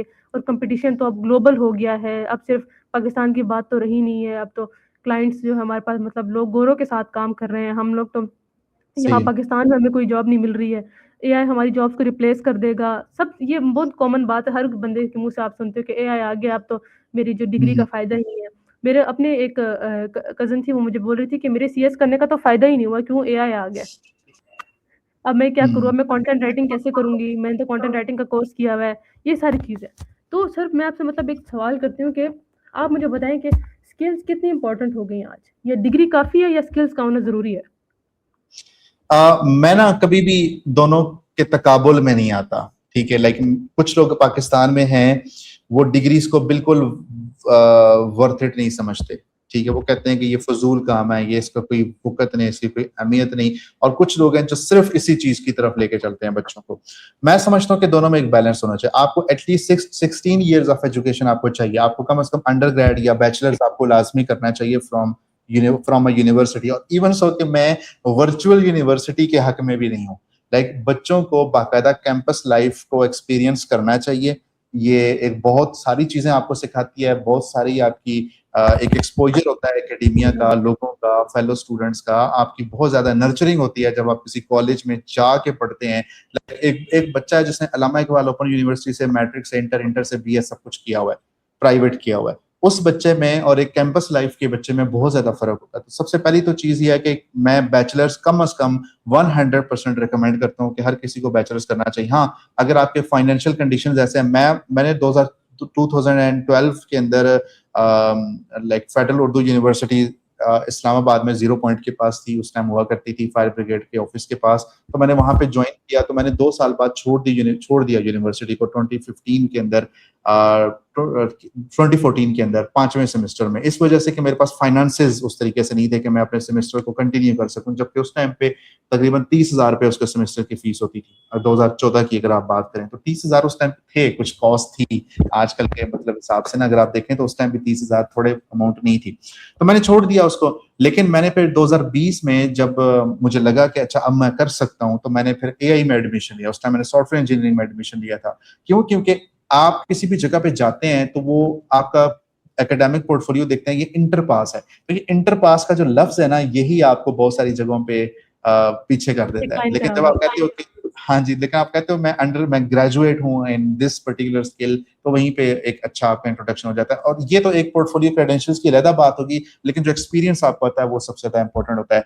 दूसरे नंबर पे जो स्किल्स हैं वो तो सबसे ज्यादा इंपॉर्टेंट है। स्किल्स की मैं बात इसलिए करता हूँ कि एक बच्चा जो है जो यूनिवर्सिटी में पढ़ रहा है, उसको जॉब या इंटर्नशिप वो मिलेगी उसके स्किल की बेसिस पे, उसका पोर्टफोलियो भी स्किल की बेसिस पे बनेगा। मेरे साथ जो एआई के अंदर स्टूडेंट्स है वो इस टाइम बड़े बड़े पाकिस्तान के डिफेंस इंस्टीट्यूशंस के साथ काम कर रहे हैं, अपने प्रोजेक्ट्स बना रहे हैं, ड्रोन्स बना रहे हैं, बहुत सारी अच्छी अच्छी चीजें कर रहे हैं, all because of their skill. क्यों? क्योंकि वो हमारे सेमेस्टर के रेगुलर क्लासेस के अलावा वो लैब्स में जा जाके बैठते थे, सारा काम करते थे, तो उसका उनको रिजल्ट मिला। एक खातून है, एक लड़की है, वो क्या लाइक ग्रेजुएशन के बाद क्या उसके इन लॉज, उसको इतने अच्छी प्रोबेबिलिटी है कि उसको इतने अच्छे इन लॉज या इतना अच्छा स्पाउस मिलेगा कि वो जाके जॉब कर सके। या चले अगर उसको सपोर्टिव इन लॉज मिल भी जाते हैं तो उसकी लाइफ के जो डायनेमिक्स हैं कल को इतने ज्यादा 100% या 80% या 70% भी मैं कहूँ फेवरेबल होंगे कि वो कल को जॉब को कंटिन्यू कर सकेगी। So that means she needs a particular set of skill कि वो फिजिकली कहीं प्रेजेंस हुए बगैर अपनी एक टीम भी चला रही हो, अपनी कॉर्पोरेट भी चला रही हो, और एक बॉस हो, अपनी सीईओ हो, लेकिन उसको फिर उस तरह के स्किल्स चाहिए। She can not be a corporate slave and a home maker, या होम मेकर ना भी हो, वो वर्किंग लाइक उसको इस तरह की रिलैक्सेशन हो भी, फिर भी एक मसला है। तो यहाँ पे फिर स्किल की बहुत ज्यादा वैल्यू आ जाती है, खातून के लिए तो एक लड़के से भी ज्यादा। और जो आपने बात की करियर प्रेशर की 25 से पहले वाली, तो लड़के के साथ फिर ज्यादा चीज अटैच होती है। उसको जब अपने कजन्स को देखता है, अपने इर्द गिर्द माशरे को देखता है, उसको पता होता है मैंने शादी भी करनी है, मैंने उससे पहले घर भी बनाना है, मैंने उससे पहले जॉब मुझे अच्छी चाहिए। फिर जब ये सारे इश्यूज को फेस करता है, फिर उसको सुनने वाला कोई नहीं होता, उसको गाइड करने वाला कोई नहीं होता। तो लाइक ये इतना बड़ा एक डिलेमा है ना कि जिसके ऊपर हमें अगर हम सोचने को बैठे तो शायद हमें रात को नींद भी ना आए कि हम अपने बच्चों के साथ कर क्या रहे हैं। ऐसे ही है सर, काफ़ी ज़्यादा मतलब इशू ये भी होता है कि लोग उस चीज़ में मतलब स्किल्स वगैरह हासिल कर लेते हैं जिनका उसमें मतलब उनको इंटरेस्ट नहीं होता उस चीज़ का, फैमिली प्रेशर की वजह से, एक्सपेक्टेशंस की वजह से।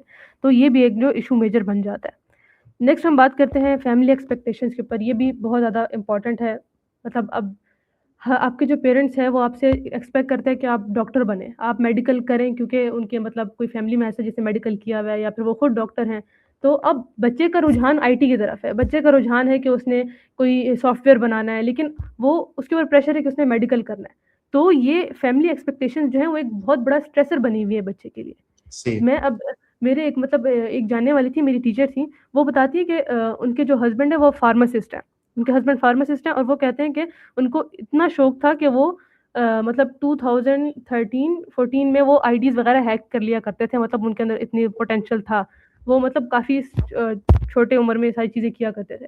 तो फैमिली एक्सपेक्टेशंस जो हैं आप मुझे थोड़ा बताएँ कि पहले कैसी थी और अब कैसी हैं फैमिली एक्सपेक्टेशन?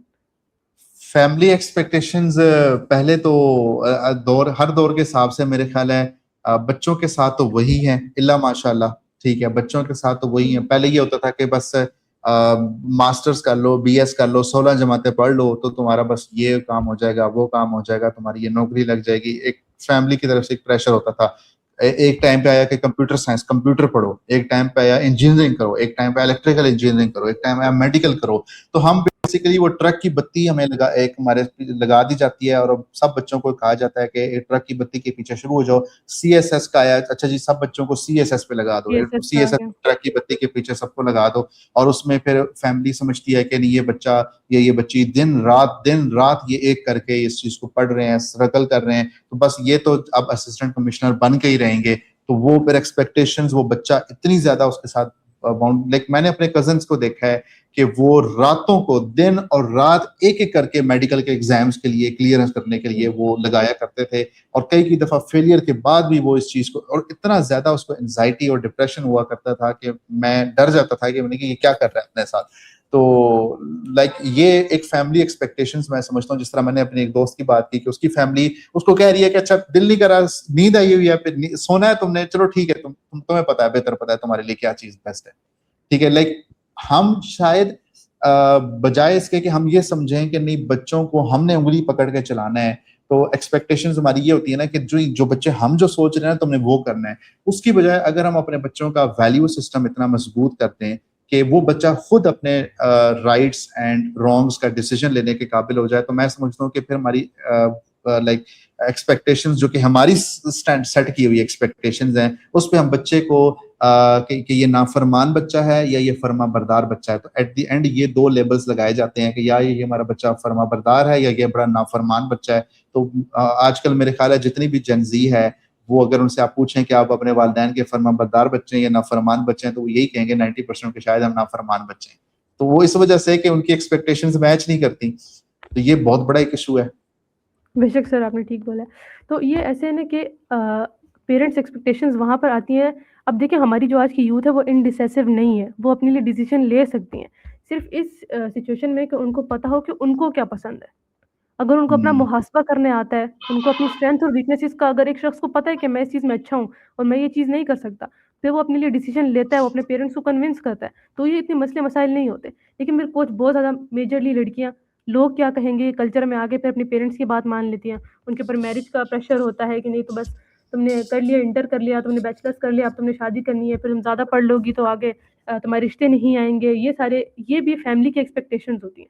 खैर ये मतलब पेरेंट्स के दिल में होता है कि ये हमारा फ़र्ज़ है, हमने फ़र्ज़ वगैरह पूरा करना है, लेकिन ये एक बच्चे के ऊपर एक स्ट्रेसर के तौर पे होता है। फॉर एग्ज़ाम्पल एक बच्चा है जो पढ़ना चाहता है, एक बेटी है जो पढ़ना चाहती है, वो आगे कुछ बढ़ना चाहती है, आपके लिए बाद स्किल्स हासिल करके अपना मतलब फ्यूचर सिक्योर करना चाहती है, लेकिन उसके ऊपर एक कांस्टेंट प्रेशर है कि तुमने शादी करनी है, नहीं तो तुम्हारी एज निकल जाएगी। तो ये भी फैमिली एक्सपेक्टेशंस के अंदर आ जाता है। सिर्फ़ पेरेंट्स नहीं, आपकी फैमिली जो पूरी होती है, जिसमें आपके सिबलिंग्स, आपके कज़िन्स जिन्होंने एक स्टैंडर्ड्स फिक्स किए होते हैं, तो वो भी इसके अंदर आ जाती हैं। ये भी एक बहुत बड़ा स्ट्रेसर है हमारी यूथ के लिए। बिल्कुल बिल्कुल इसके बाद हम एक और की बात करते हैं दैट मतलब हमारे पास है टेक्नोलॉजी। की बात करते हैं। अब टेक्नोलॉजी एक ब्लेसिंग है या कर्स है, इसके ऊपर थोड़ा सा डिस्कस कर लेते हैं। अब क्या लगता है आपको, टेक्नोलॉजी ने हमें अपॉर्चुनिटीज दी हैं या फिर डिस्ट्रैक्शंस दी हैं? पहले देखिए सिर्फ फेसबुक हुआ करता था पहले, अब हमारे पास ऐसे ही है, इंस्टाग्राम है, स्नैपचैट है, हमारे पास ऐसे ही है। ट्विटर, एक्स, ये सारी चीजें, टिकटॉक। अब ये डिस्ट्रैक्शन है या फिर अपॉर्चुनिटी है? हमारे पास पहले फेसबुक, इंस्टा, ये वो सब कुछ तो होता ही था, लेकिन हमारे पास सबसे इंपॉर्टेंट चीज है नोटिफिकेशन। हमारे पास नोटिफिकेशन है, ठीक है, तो हमारे पास वो नोटिफिकेशन हमारी जान नहीं छोड़ते। एंड सेकेंडली हम इस चीज के साथ इतने ज्यादा अटैच्ड हो चुके हैं कि बिलीव मी कि आप खाना खा रहे होंगे और आपका मोबाइल दूर पड़ा होगा, you will want crave to stare at some screen. आपको पिक्सल्स को स्टेयर करने का दिल करेगा कि अच्छा पिक्सल्स, स्क्रीन पे कुछ भी चल नहीं रहा, कोई चीज प्ले नहीं हो रही, there is nothing on the screen, but still your eyes will set on the screen, वो पिक्सल्स को देखना चाह रही हैं। ठीक है, इवन सो कि हम कभी अपना खाना ठंडा कर देते हैं, जस्ट हमें स्क्रॉल कर करके कोई इतना जी। अच्छा ऐसा कंटेंट नहीं मिल रहा होता कि जिसको हम देख सकें। तो अगरचे टेक्नोलॉजी का ऑल्दो उसका जो यूज होता है गुड और बैड, वो हमारे अपने ऊपर होता है कि हम अपने उसका हाथ क्या में यूज होता है। कर रहे हैं। बट अगेन दोनों तरह से, प्रोडक्टिव या नॉन प्रोडक्टिव, दोनों यूजेस के अंदर हम स्क्रीन के साथ अटैच्ड हो चुके हैं।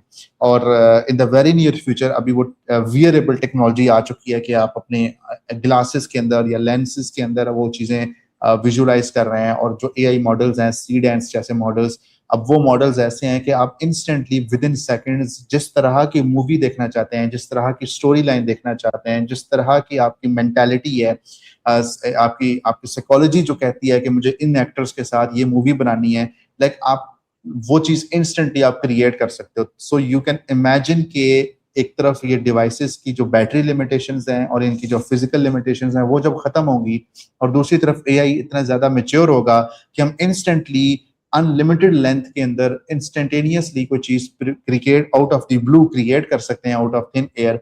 तो हमारे ये एडिक्शन और ज्यादा आगे जाएगी। तो again to answer your question, it depends on the usages, but no matter what kind of usage it is, like productive है या नॉन प्रोडक्टिव है, हम स्क्रीन्स के स्लेव्स हैं। और लाइक इसको जब तक हम अपने बच्चों का वैल्यू सिस्टम अच्छा नहीं करते कि अगर एक बच्चा 4 घंटे टैबलेट या मोबाइल यूज कर रहा है तो 4 घंटे में ठीक है 1 घंटा वो गेमिंग कर रहे, ठीक है वो आधा घंटा वो कार्टून्स देख ले, लेकिन बाकी जो टाइम है वो किस प्रोडक्टिविटी में गुजर रहा है, ये एक बहुत बड़ा मसला है। बेशक सर। सर वो मतलब सिचुएशंस गुजरती है ना, जनरेशंस गुजरती है, फिर नए मसले मसाइल आते हैं, न्यू प्रॉब्लम्स आते हैं विद न्यू जनरेशन। तो अब रिसेंटली एक नया डिसऑर्डर भी डीएसएम में इंट्रोड्यूस हुआ है, वो मोबाइल फ़ोन एडिक्शन के नाम से। अब मोबाइल फ़ोन एडिक्शन जब भी इंटरनेट नहीं था तब ये चीज़ नहीं हुआ करती थी। तो ये भी हमारी यूथ के लिए एक स्ट्रेसर है। आपके लिए बात, हम पिक्सेल्स देखना चाहते हैं। ये हम क्यों देखना चाहते हैं? मतलब आप ज़रा सोचें ना कि ऐसी क्या चीज़ है जो हम, जिससे हमारा दिल करता है कि हम जाके फ़ोन पकड़ के देखें इसको। बेसिकली ना हम जब रील स्क्रॉल कर रहे होते हैं ना, तो वो हमें हमारी पसंद की चीज़ें दिखा रहा होता है। एल्गोरिथम ट्रेन हुआ हुआ होता है कि इस बंदे ने ये चीज़ देखनी है तो मैं इसको यही चीज़ दिखाऊँगा। तो वो क्या करता है, वो इंस्टेंट हमारा डोपामाइन हिट करता है, डोपामाइन रिलीज़ होता है हमारी बॉडी में। अब जब आपकी बॉडी में एक मतलब अमाउंट होती है जिसमें डोपामाइन रिलीज़ होए तो आप मतलब नेचुरली सही फंक्शन करते हैं। लेकिन वो डोपामाइन आप देख रहे हैं, रील्स देख रहे हैं, वो ज़रूरत से ज़्यादा रिलीज़ हो रहा है, फिर क्या होता है, आपकी एडिक्शन हो जाती है। आपका मूड खराब होता है, आपने फ़ोन उठाया, रील्स देखे, आपका मूड अच्छा हो गया, हाँ भाई ये तो बड़ी अच्छी चीज़ है, इससे तो मेरा मूड ठीक हो गया। फिर आप खाना खाओगे, आपको फिर भी देखने का दिल करेगा, फिर आप सोने से पहले फिर इस तरह देख लेता हूँ किसी का मैसेज तो नहीं आया, ये किस वजह से हो रहा है? ये सिर्फ़ और सिर्फ़ कि आपका एल्गोरिथम जो आपके डोपामाइन को ट्रिगर कर रहा है, वो उसको रिलीज़ करवा रहा है, जिसकी वजह से फिर हमारा दिल करता है इसको बार-बार देखने का। फिर जैसे आपने एआई की बात की कि एआई जो है ना जब मैच्योर हो जाएगा, पूरा कंट्रोल ले लेगा। अब जहाँ पे ये लोगों की हेल्प कर रहा है वहाँ पे ये उतना ही हार्मफुल भी है, क्योंकि क्रिएटिविटी छीन ली है हमसे चैट जीपीटी ने। जब से बिल्कुल। चैट जीपीटी आया है कि मुझे नहीं याद पड़ता कि मेरे सामने किसी बंदे ने खुद से कोई असाइनमेंट लिखी हो। ये टॉपिक है, सही इसको बात ऐसे लिख दो, इसको है। ह्यूमनाइज़ कर दो, ह्यूमनाइज़ दिस प्लीज़, ताकि एआई डिटेक्टेबल ना लगे। लेकिन ये देखिए ना, ये हार्मफुल भी हो गया है। तो आपका इसके बारे में क्या कहना है कि ऐसा हो सकता है कि एआई इतना एक दिन मैच्योर हो जाए कि जैसे लोग बोलते हैं कि इंसानों को फिर एआई कंट्रोल करेगा। आज एआई इंसानों को कंट्रोल कर रहा है, फिर एआई इंसानों को कंट्रोल करेगा? ये तो कॉन्शियस एआई की बात है ना, कि एआई खुद कॉन्शियस हो जाए, एआई को खुद राइट एंड रॉन्ग की डिसीजन मेकिंग आ जाए। एक सीजन है दी 100 के नाम से एक सीजन है, और बड़ा जबरदस्त किस्म का सीजन है, उसको हर किसी को मेरे ख्याल है देखना चाहिए। अब उस सीजन के अंदर सीजन 5 में मेरे ख्याल है जाके वो एक प्लैनेट के ऊपर लैंड करते हैं, कुछ बच्चे यंगस्टर्स होते हैं, वो पूरे यंगस्टर्स के ऊपर सीजन है कि वो किस तरीके से अर्थ में वापस जाते हैं और वहाँ पे किस तरह नई नई टेक्नोलॉजीज नए नए लोग उनको मिलते हैं, पुराने पुराने लाइक मिडीवल दौर के लोग भी उनको मिलते हैं, लाइक बहुत ज्यादा एक जनरेशनल्स का एक कंपैरिजन उसके अंदर होता है। तो उसमें एक लोग उनको मिलते हैं कि वो क्या करते हैं कि उन्होंने कॉन्शियस एक इंसान की जो कॉन्शियस है, उन्होंने मतलब कहा कि रूह और कॉन्शियस, अब ये भी एक बहुत बड़ी डिबेट है कि रूह और कॉन्शियस की क्या चीजें हैं। तो कॉन्शियसनेस को एक चिप के अंदर स्टोर करके ह्यूमन बॉडी को होस्ट के तौर पे वो यहाँ पे पीछे लगाते होते थे और वो एक इंसान जो है वो इटर्निटी लाइक एवर वो लिव ऑन करता था। मेटा जो है, मेटा इस टाइम पे मार्क जकरबर्ग इस चीज के ऊपर काम कर रहा है कि वो जो लोग हैं उनकी पूरी पर्सनैलिटी, लाइक आप साइकोलॉजी के स्कॉलर हैं तो आपको पता है कि एक इंसान की पूरी साइकोलॉजी को पेपर के ऊपर लेके आना, उसके थॉट प्रोसेसेस को, उसकी लाइक्स डिसलाइक्स को, उसके बिहेवियर्स को, वो किस बारे में उसका क्या पर्सपेक्टिव है, इस चीज को अगर ट्रांसलेट करें हम इन पेपर और उसको किसी एआई के अंदर ट्रांसफॉर्म करते हैं और उसकी वॉइस क्लोनिंग दे दें और उसके एक 3D उसकी इमेजरी उसको दे दें, तो दैट पर्सन वो अगर वो इंटरनेट से प्लग्ड इन है अपने फैमिली, जो उसके जनरेशनल उसके ग्रैंड चिल्ड्रन आएंगे उनके सोशल मीडिया फीड के साथ अगर वो कनेक्टेड है, तो मेरे ख्याल है नफीसा खान या Malik Waqas Saeed can live on for next 300 या 1000 ईयर्स। ठीक है, कि वो हम अपने ग्रैंड चिल्ड्रन को भी हम अपने चीजों में गाइड कर रहे होंगे। तो ये तो एआई की कॉन्शियस, क्या एआई कॉन्शियस हो सकती है या नहीं हो सकती, इसके ऊपर अभी भी डिबेट चल रही है। और जितनी एआई इस टाइम पे डिसीजन मेकिंग कर रही है, जितना बिजनेसेस को उसने टेक ओवर कर लिया हुआ है, जितना लाइक डिसीजन मेकिंग एआई कर रही है, तो लाइक बहुत करीब है। मैंने तकरीबन 2022 के दिसंबर में या 2023 के जनवरी में एक पूरी वीडियो बनाई थी इसके ऊपर, कि इसके ऊपर पूरी तफसील से मैंने बात की थी। उस टाइम तो चैट जीपीटी भी बिल्कुल नया नया था। पाकिस्तान में अभी भी 85% लोग एआई यूज नहीं करते, 85%। आप यूनिवर्सिटीज के लोगों को जाएं और उनसे पूछें नोटबुक कलम क्या होता है, उनको चैट जीपीटी से भी कुछ चीज नहीं पता। ठीक है, अच्छा मेरा इसमें एक आपसे एक सवाल है, जो आपने बात की ना डोपामिन रश वाली, स्क्रीन एडिक्शन, मैं एक अंडरस्टैंडिंग के लिए एक आपसे सवाल पूछ रहा हूँ कि क्या हमारा जो डोपामिन का जो एक थ्रेशोल्ड होता है, क्या ये अचीवमेंट के बाद उसका थ्रेशोल्ड बढ़ता है? लाइक एक चीज से क्या हमें, मिसाल के तौर पर मुझे रील्स देख के सेटिस्फेक्शन मिलती है, क्या ऐसा कोई टाइम आएगा कि मुझे अब रील्स देखने से सेटिस्फेक्शन नहीं मिलती, आई नीड मोर, मुझे कुछ नया चाहिए इसके अंदर, मुझे कुछ लाइक और चीज चाहिए, और वो चीज बढ़ते बढ़ते बढ़ते बढ़ते बढ़ते बढ़ते एक ऐसी स्टेज तक जाती है कि जो लाइक एक्सट्रीम होती है। ठीक है, लाइक मैं इसको थोड़ा सा सोच रहा था कि जिस तरह हमारे यहाँ बच्चियां गैर महफूज होती हैं सोसाइटी के अंदर, छोटे छोटे नन्हे मुन्ने बच्चे होते हैं, तो वो चीज भी सोसाइटी में एक इंसान आहिस्ता आहिस्ता आहिस्ता सोशल मीडिया के ऊपर जो एक्सपोजर होता है उसको अनएथिकल किस्म का, तो उससे बढ़ता बढ़ता बढ़ता, क्या ये डोपामीन का इसके अंदर रोल होता है या स्क्रीन एडिक्शन से इसका ताल्लुक? मेरे ख्याल है वहीं से ये सारा सिलसिला शुरू होता है। जी बिल्कुल सर, ऐसे वहीं से शुरू होता है। अब डोपामिन रश की जहाँ आपने बात की है ना, वो ऐसा है कि हर चीज़ को आप जितना इस्तेमाल करते हो उसका उतना थ्रेशोल्ड बढ़ता है। पहले ऐसा होता था, हम लोग मतलब 15 नहीं बोलूँगी मैं, आधा घंटा 1 घंटे की वीडियो आप सुकून आराम से देख सकते थे।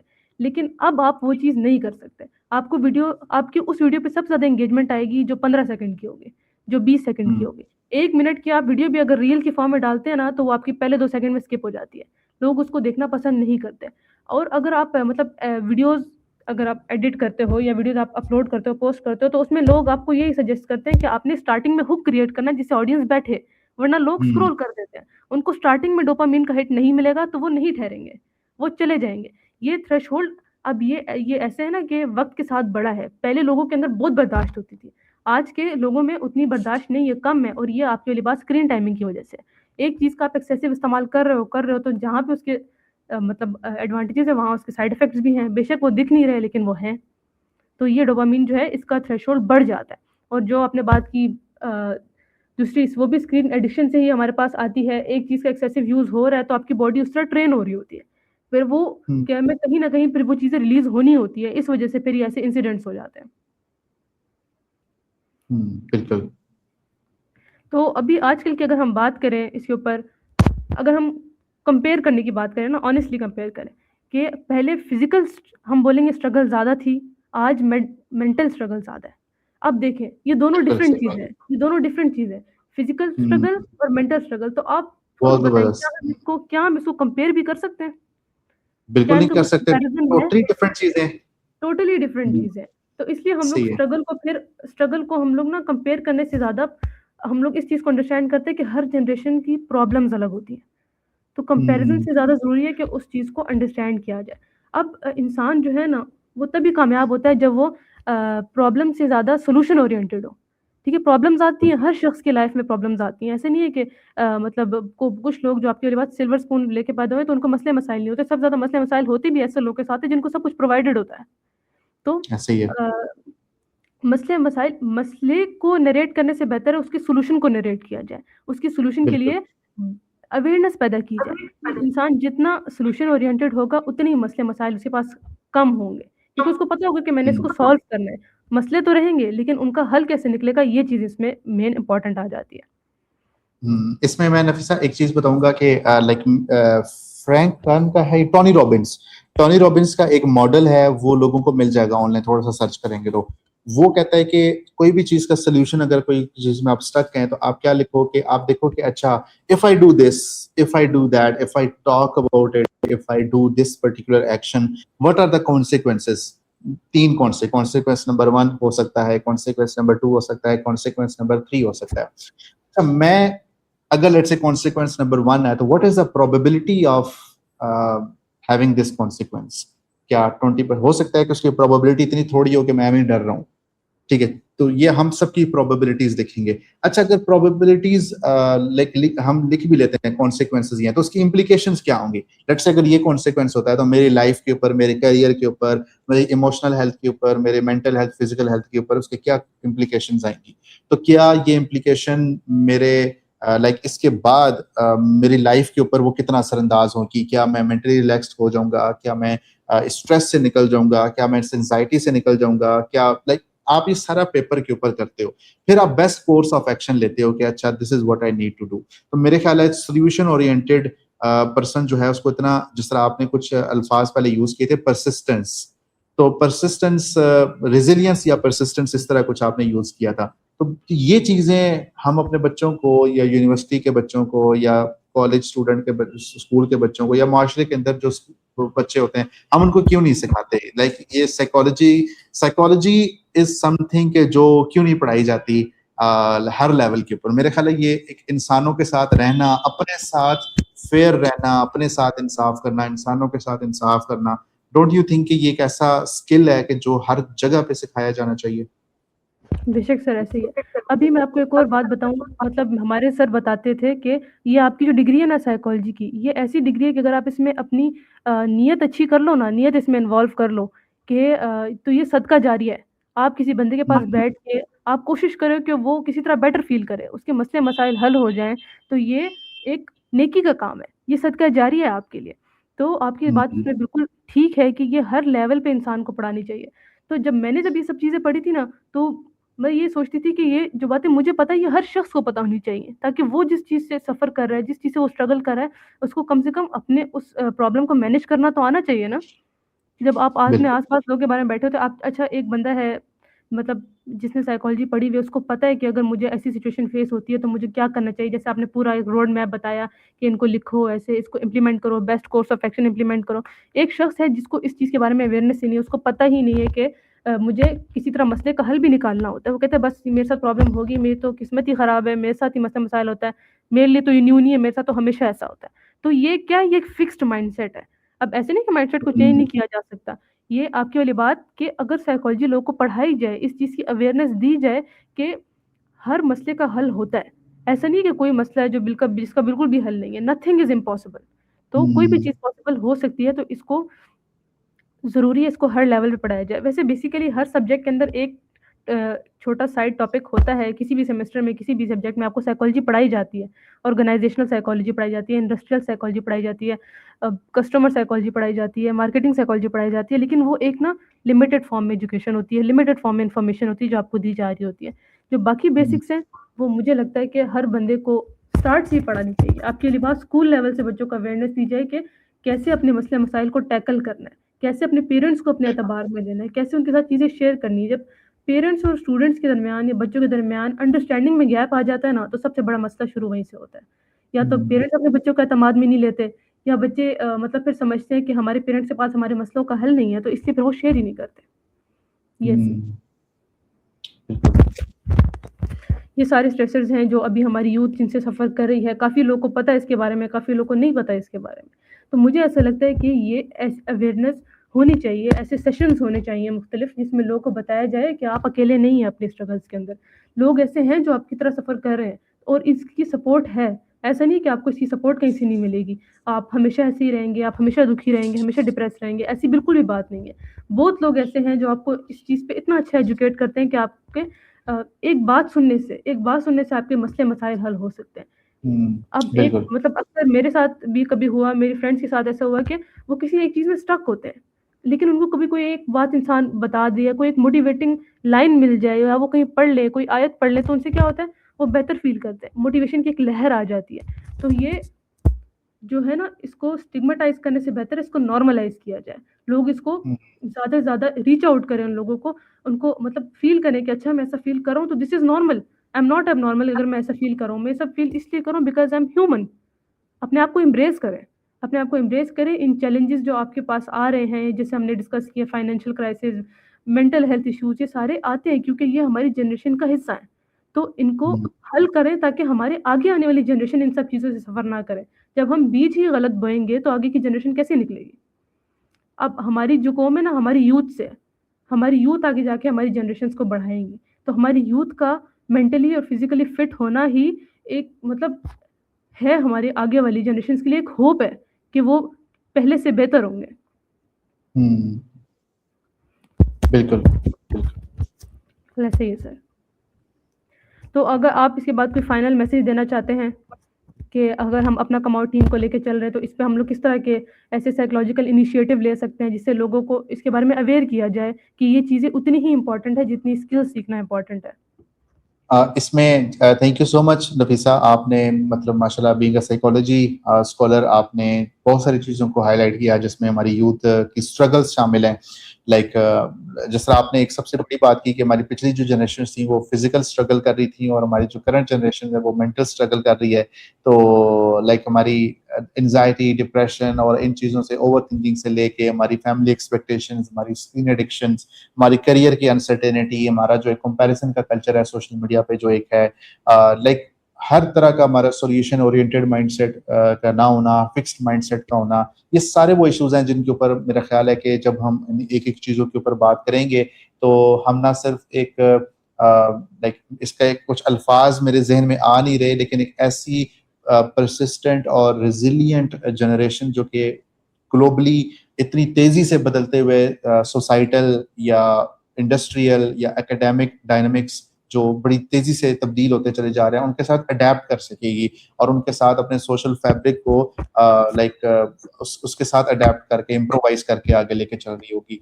तो ये जब हम एक अच्छा वैल्यू सिस्टम बच्चों के अंदर लेके आएंगे और हम अभी करंटली इन चीज़ों को सीख आउट करेंगे तो मेरे ख्याल है एक ऐसा प्लेटफॉर्म, ये मतलब ये अपना कमाओ से बात करने का मकसद ये है कि जितने भी आप लोग होंगे जो सुन रहे होंगे उनको चाहिए कि वो इस चीज़ के ऊपर कंसिडर करें, इस चीज़ के ऊपर बात करें, अपने इर्द गिर्द थोड़ा सा स्क्रीन से निकल के ना अपने फैमिली मेंबर्स को देखें, ऑब्जर्व करें कि क्या इनकी पर्सनैलिटी में कोई डिसऑर्डर तो नहीं है, क्या इनकी पर्सनैलिटी में पहले ये इस तरीके से तबीयत उनकी होती थी, क्या अब इनकी तबीयत में बहुत बड़ी तब्दीली आ गई। तो ऑब्जर्व, मुशाहिदा करना शुरू करें, थोड़ी सी आंखें खोल लें स्क्रीन से निकाल के, तो आपको बहुत सारी चीज़ें ऐसी नजर आएंगी कि जिनको टाइमली मेरे ख्याल अगर हम टैकल कर लेंगे तो at the end of the day जब वो लाइक एक जुमला था अर्तुगरुल के अंदर कि if you are not at peace within yourself how can you be at peace when you are riding the back of the horse in a battlefield. तो आप पहले अपने साथ ठीक होगे तो फिर कल को आप दुनिया के नक्शे तब्दील कर सकते हो, आप कल को पाकिस्तान की इकोनॉमी को आगे लेके जा सकते हो, कल को आप पाकिस्तान को दुनिया में मकाम दे सकते हो, इस उम्मत को एक मकाम दे सकते हो। सो मेरी तरफ से ये चीज़ थी। बेहतरीन सर, बेहतरीन। ऐसा ही है, इंसान की अगर पर्सनल वेल-बीइंग बेहतरीन है ना, तो फिर वो अपनी सराउंडिंग्स को भी उतनी अहमियत दे सकता है जितनी उसको देनी चाहिए। अपने पेरेंट्स के साथ तभी टाइम स्पेंड करेगा जब वो अपने अंदर से पीसफुल होगा, अपने बहन-भाइयों को टाइम दे पाएगा, अपने फ्रेंड्स को टाइम दे पाएगा। अगर वो ऐसी कंडीशन में नहीं है तो ज़ाहिर-सी बात है फिर वो लोनलीनेस महसूस करेगा, ओवरथिंकिंग करेगा, फिर वो आइसोलेट हो जाएगा, फिर उससे मज़ीद मसले-मसाइल पैदा हो जाते हैं। बिल्कुल। चलिए सर, इसको फिर क्लोजिंग की तरफ लेके जाते हैं। ये सारे इश्यूज़ थे जो मतलब मेजर इश्यूज़ हैं आजकल की यूथ के लिए और इसको हल करना लाज़मी चीज़ है, ये ऑप्शनल नहीं है। इसको हल करेंगे ताकि हमारी आज की जो यूथ है वो कल के लिए एक अच्छा माशरा कायम कर सके। बिल्कुल। जी, बस कोई सर फाइनल थॉट्स हैं आपके पास कुछ? फाइनल थॉट्स बस मेरे ये हैं कि आपका शुक्रिया अदा करना है, थैंक यू सो मच कि वेलकम। आपने माशाल्लाह इतने ज़बरदस्त एक टॉपिक को ब्रेनस्टॉर्म किया और लाइक इसके ऊपर बात करना एक ऐसे प्लेटफॉर्म के थ्रू जो कि शायद लोग सोचते हैं कि टेक्निकल इंस्टीट्यूट्स लाइक हम लोगों को चाहते हैं कि वो लीडर्स बने। We are trying to make the future leaders of Pakistan. और एक लीडरशिप के अंदर एक सबसे इम्पोर्टेंट चीज़ ये होती है कि आपकी पर्सनल वेलबींग कितनी ज़्यादा साउंड है, सेफ है, और तब जाके आप लोगों को लीड कर सकते हैं, ऑर्गेनाइजेशंस को लीड कर सकते हैं। और at the end of the day अपना मामला ठीक होगा तो आप एक 10 लोगों की टीम चला सकते हैं। 10 लोगों की टीम अच्छे से चलाएंगे तो 100 लोगों का कॉर्पोरेट चला सकते हैं। 100 लोगों को अच्छे से चलाएंगे तो कल को एक सूबा, एक शहर, मेयर आप बन सकते हैं, सूबे को चला सकते हैं, कल को एक मुल्क को चला सकते हैं। तो लीडरशिप के अंदर तो सबसे इम्पोर्टेंट एंड फॉरमोस्ट थिंग ये होती है कि आप अपने साथ इंसाफ करें। तो थैंक यू सो, मेरी तरफ से बस आपका शुक्रिया, thank you so much for arranging this topic. चलिए इसको फिर क्लोजिंग की तरफ लेके जाते हैं। थैंक यू सो मच सबका सुनने के लिए, इस टॉपिक को मतलब कंसिडर करके इसको सुनने के लिए। और thank you so much sir, आपका भी आपने मतलब बहुत ज़्यादा हेल्प की हर चीज़ में एक्सप्लेन करने में। जो क्वेश्चन लोगों के जहन में होते हैं जो वो पूछ नहीं सकते होते हैं, आपने उनको बहुत वेली नरेट किया। तो इसको फिर हम ख़त्म करते हैं। थैंक यू सो मच सबका, ऑडियंस का भी और सर आपका भी। थैंक यू सर अल्लाह हाफिज़। हाफिज।